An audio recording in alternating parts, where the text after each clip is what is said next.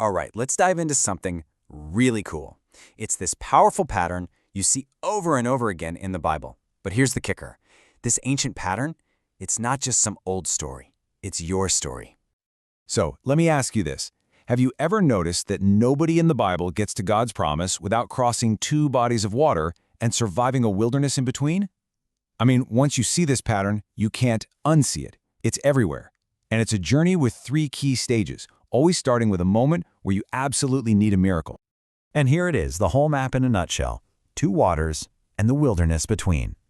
See, the first water is all about freedom. The second, that's your destiny. But that time in the middle, that wilderness, well, that's where the magic really happens. That's where you're changed. Okay, so let's start at the beginning. The first water. This one is all about your freedom. And the most classic example, the one we all know, the Red Sea. Just try to put yourself there for a second. The Israelites are totally trapped. Slavery's behind them, sure, but so is Pharaoh's entire army, and they are coming fast. Fear is all around them. And right in front of them, this massive, impossible sea. There's just no way forward, no way out. And then, boom, God shows up. With just one breath, he parts the waters. Suddenly there's a path where there was nothing. Can you imagine? In that one moment, everything changes. They walk right through the sea on dry ground. They go from being a slave people to a free people, just like that.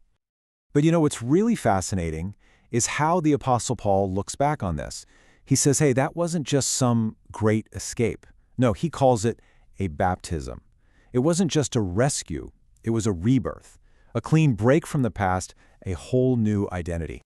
Okay, so you're free, awesome, but getting free is really just the beginning, isn't it? Freedom doesn't automatically mean you're mature, and that's exactly why the journey takes a turn, right into the wilderness. This is the place of formation. And this is such a key idea. You can take the people out of Egypt in a day, but it takes a lot longer to take Egypt out of the people. They were physically free, but that slave mindset, that fear, all those old ways of thinking, that was still in them. And the wilderness is where God works on getting that stuff out. You know, it's just like in our lives, right? Maybe you leave a job or a bad relationship. You're physically out, but the wilderness is that time when you have to unlearn all the old habits and mindsets. So, how does this whole formation thing work? Well, God basically puts them in a situation where they have to rely on Him, completely. He gives them food from the sky, water from a rock. They have no choice but to depend on Him day in and day out. This is where you learn to trust Him, to walk with Him, to actually hear His voice, and to fight your battles His way, not your own. So the wilderness does two things. First, it reveals what's really deep down inside you, all the gunk, the fear, the complaining, the doubt. But it doesn't just expose it and leave you there. The second thing it does is refine you. It starts to burn away all that stuff, getting you ready for whatever's coming next. And this is so important to get. The wilderness is not a punishment, it's preparation.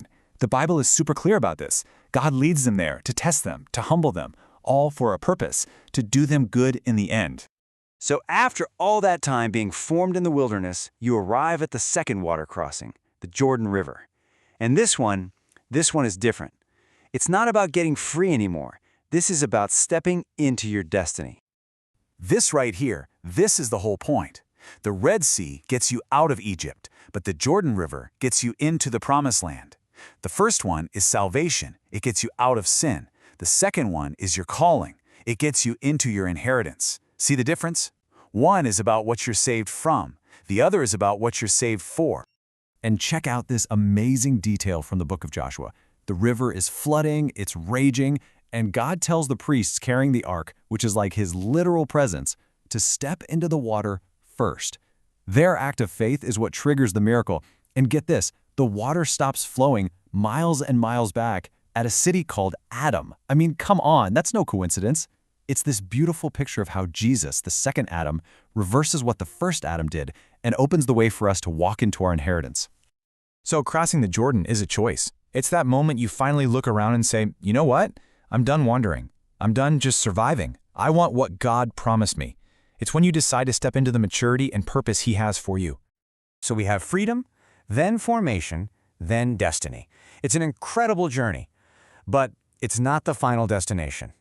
There's one last water, one final shore waiting for us at the very end of the story.